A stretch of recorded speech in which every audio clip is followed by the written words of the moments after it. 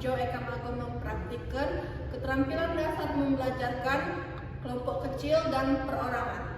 Selamat menyaksikan.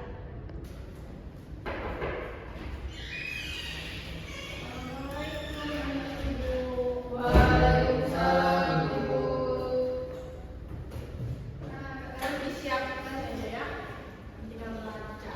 Ibu Hardi. Terima kasih Hardi. Wah, saya mau kedai itu nomor satu. Buat Ibu Erna, Bu. Nah, enak itu. Ibu kakak ada ngabarnya ada. Belum tahu loh, yang mana ini nyata. Dirawat ya, Bu. Iya, dirawat. Ya, dulu nanti maju ini kau aku Erna ya. Ketika kau jenguk Erna kan? Maaf, Bu. Sinci pulang Pulang. Itu salam ya buat Erna ya, semoga cepat sembuh. Dapat sekolah orang kan kagak ujian aja. Menurut Ibu itu pertemuan kak terakhir pertemuan aja untuk materi ya. Iya, Bu. Silakan disiapkan tarik ketua kelas mau kasih. Baik Bu, Imran, Bapak Sendok, selamat menari. Salam Bu. Memulai tarik. Iya, Ibu. Akhiri. Ibu. Ya udah lanjut lagi Hadi. Baiklah, Bapak Sendok, selamat memulai mata pelajaran kalam tentang topik kalam. Berdoa menurut kepercayaan kalam masing-masing. Doa mulai.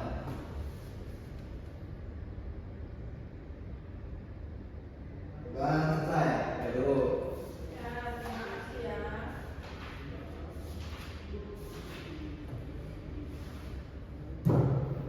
Minggu-minggu saya lakukan mendak gaduh materi ya.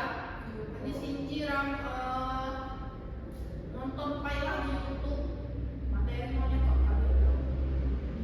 Materi saya terakhir buat teori tentang semiotika gitu. Latihan karya sastra. Itu kebetulan kayak Nila ya, Nila. Silakan diperhatikan Pak ya, Ibu. Hai, saya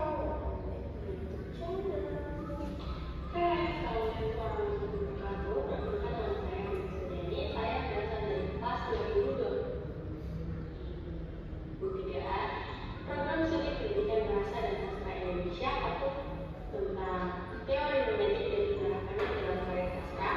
Jadi di video kali ini saya akan membahas tentang teori semiotika. Semiotika adalah sebuah disiplin ilmu dan metode analisis yang dapat mengkaji dan terdapat pada suatu objek untuk diketahui makna yang terkandung dalam objek tersebut. Semiotika berasal dari bahasa Yunani yaitu semeion yang berarti tanda. Semiotika adalah ilmu yang mempelajari tanda atau sign. Dalam pandangan Soes, segala sesuatu yang dapat diamati atau dibuat teramati dapat disebut tanda, dan tanda tidak terbatas pada benda. Soes pada tahun 1923. Jadi salah satu bagian yang merasa menjadi tradisi dalam teori komunikasi. Tradisi semiotik terdiri atas kumpulan teori tentang bagaimana konsep tanda merepresentasikan proses, ide, keadaan, situasi, perasaan, dan kondisi di luar pada tanda itu sendiri. Semiotika merupakan pendekatan dengan mengkaji teori sastra berdasarkan tanda-tanda yang merepresentasikan hal lain, bukan hal yang sebenarnya. Dalam hal ini, semiotika digunakan untuk mengidentifikasi tanda-tanda dalam fiksi yang telah diekspresikan oleh penyair melalui tulisannya. Terdapat 3 tanda dalam teori semiotika. Yang pertama adalah yaitu tanda yang Silakan Kak baru majelis ya pengertian tentang semiotika. Selanjutnya buat tanda di dalam teori semiotika. Saya pertama baca Waila. Yang pertama, ikon. Tanda yang menunjukkan adanya hubungan yang bersifat alamiah antara pertanda dan penanda, bersamaan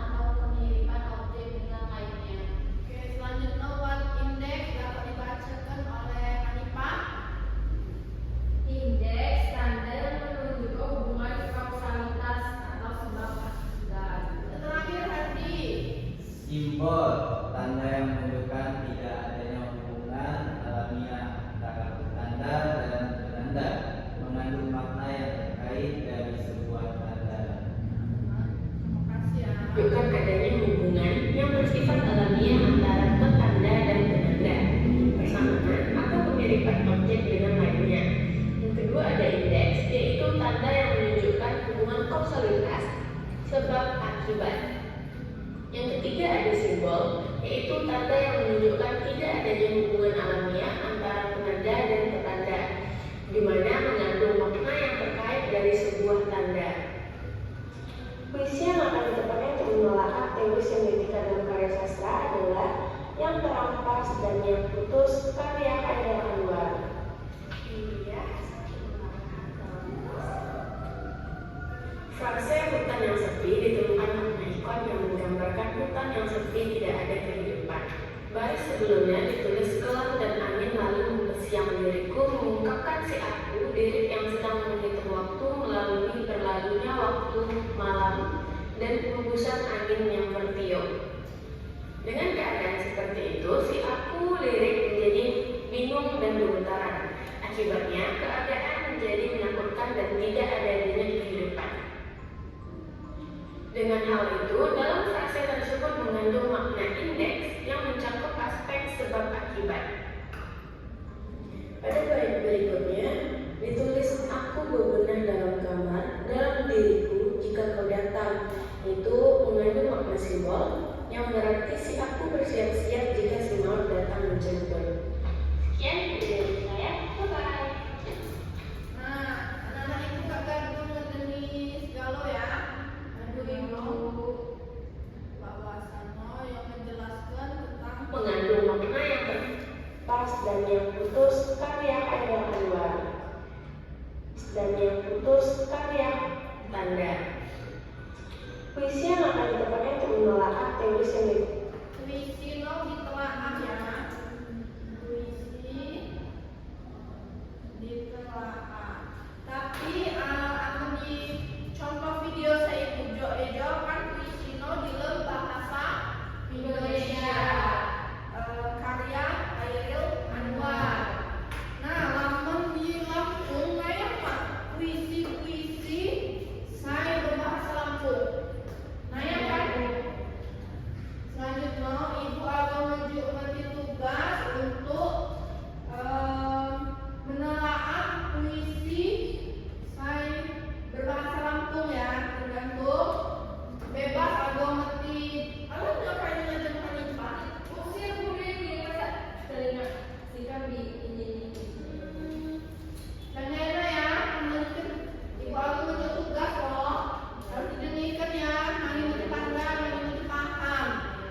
Jadi, kalau ibu bagikan kelompok ya, jadi 3 orang, kelompok bawah, Hardi, Jamo, Erna, nah Hardi sampaikan Jamo Erna ya, tugas Ejol, Hardi kan tuh, dan Erna Hardi, Ibu. Hardi paham tugas saya bujuk. Enggak. Nah, kan Hardi, gomnya Hardi harus menunjukkan Jam Erna, kamu juga apa?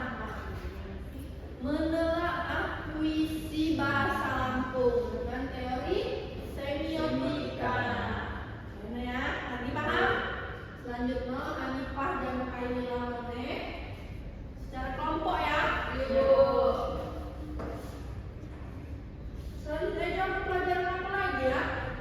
Matematika ibu. Waduh, ibu ada yang dulu ibu apa ya? Tepat waktu. Ibu. Ini tinggal 3 menit lagi.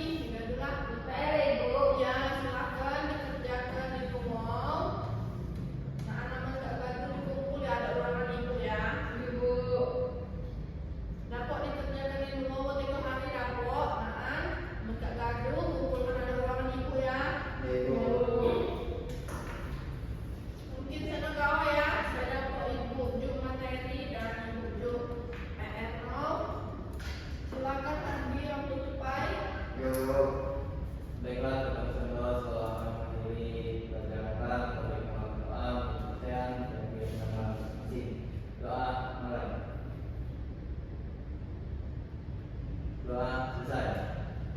Tutup. Wassalamualaikum warahmatullahi wabarakatuh. Waalaikumsalam. Ibu, waalaikumsalam. Waalaikumsalam warahmatullahi wabarakatuh. Andi tolong ya Kak Anggo, ketika ada ruangan ibu ya Andi. Iya ibu, siap ibu. Ini ibu. Andi tolong buka payah cepat dapur.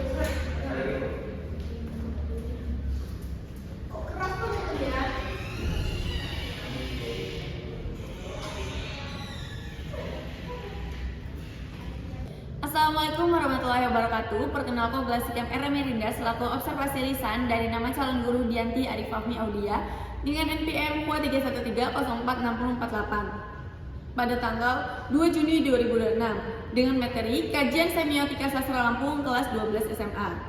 Selanjutnya, guru Hadu menunjukkan kehangatan, menunjukkan kepekaan, mendengarkan siswa dan merespon serta membangun hubungan untuk saling mengerti dengan siswa. Selanjutnya, Guru Hadu menetapkan tujuan, merencanakan kegiatan, dan memberi nasihat, serta membantu menilai tugas siswa. Selanjutnya, Guru Hadu memberikan kehangatan dalam kelas, baik itu penyediaan alat, penyediaan sumber, dan cara membantu siswa dengan sangat baik. Selanjutnya, Guru Hadu melakukan kelas yang menyenangkan, menantang siswa untuk berpikir, mendorong siswa untuk menemukan pendapatnya, dan mendorong siswa untuk menyelesaikan tugasnya. Sekian dari Manihan. Assalamualaikum warahmatullahi wabarakatuh. Audio Jungle.